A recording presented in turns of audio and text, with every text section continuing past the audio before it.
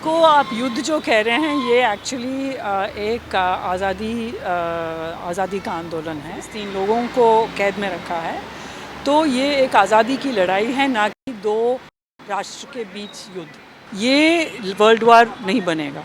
जाहिर है कि मैं फ़िलिस्तीन की सपोर्ट में हूँ। जब आज का प्राइम मिनिस्टर जो सोचता है हम सब वही सोचे, और कल प्राइम मिनिस्टर आए चुनाव में जो कोई और राय रखता हो तो हम उस राय पे चले जाएं। प्रधानमंत्री का विरोध करना देश का विरोध करना है, इसका मतलब है कि हर 5 साल हम अपनी राय बदल लें।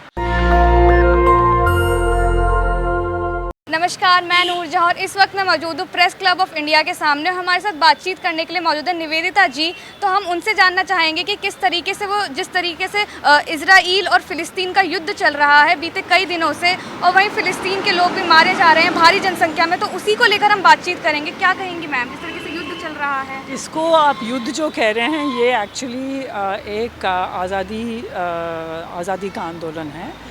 75 साल से इज़राइल एक कॉलोनियल सेटलर स्टेट बन के फ़िलिस्तीन की ज़मीन और फ़िलिस्तीन लोगों को कैद में रखा है। तो ये एक आज़ादी की लड़ाई है, ना कि 2 राष्ट्र के बीच युद्ध। तो पहली बात ये कि मैं इसको युद्ध नहीं मानती, इसको मैं फ़िलिस्तीनी लोगों की आज़ादी की लड़ाई का एक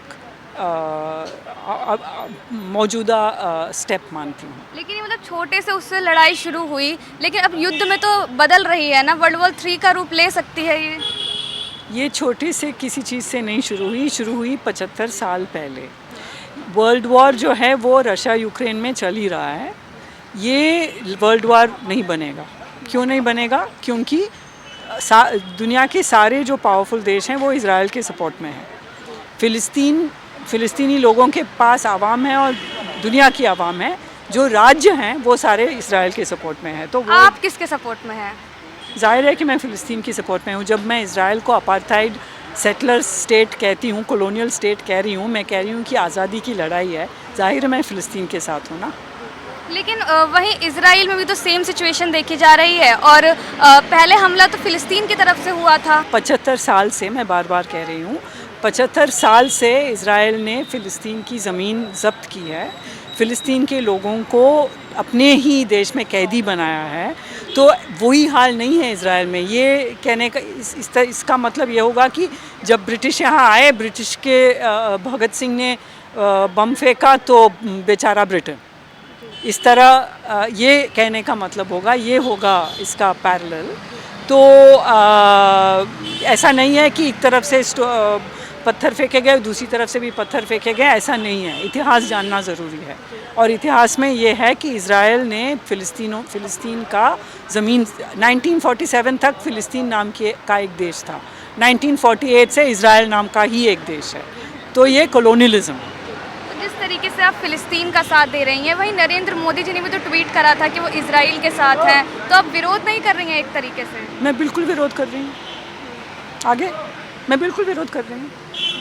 विरोध कर रही हैं। इस देश का विरोध नहीं हुआ एक तरीके से? प्राइम मिनिस्टर ऑफ इंडिया हैं वो, आप उनके साथ छोड़ के फ़िलिस्तीन का सपोर्ट कर रही हैं। आपको जमहूरियत का मतलब समझ में आता है?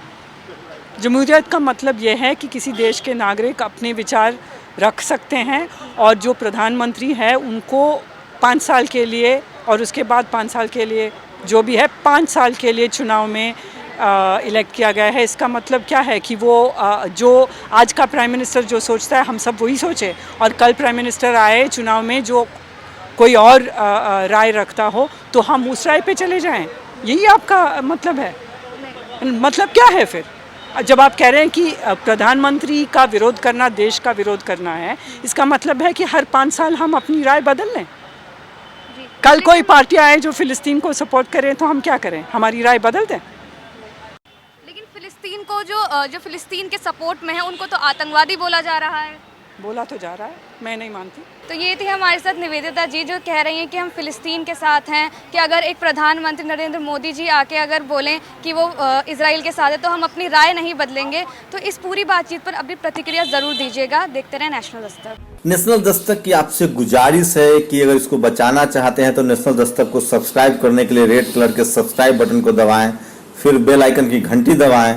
नेशनल दस्तक को बचाने के लिए बहुत जरूरी है कि हर खबर को शेयर करें, लाइक करें, कमेंट जरूर करें।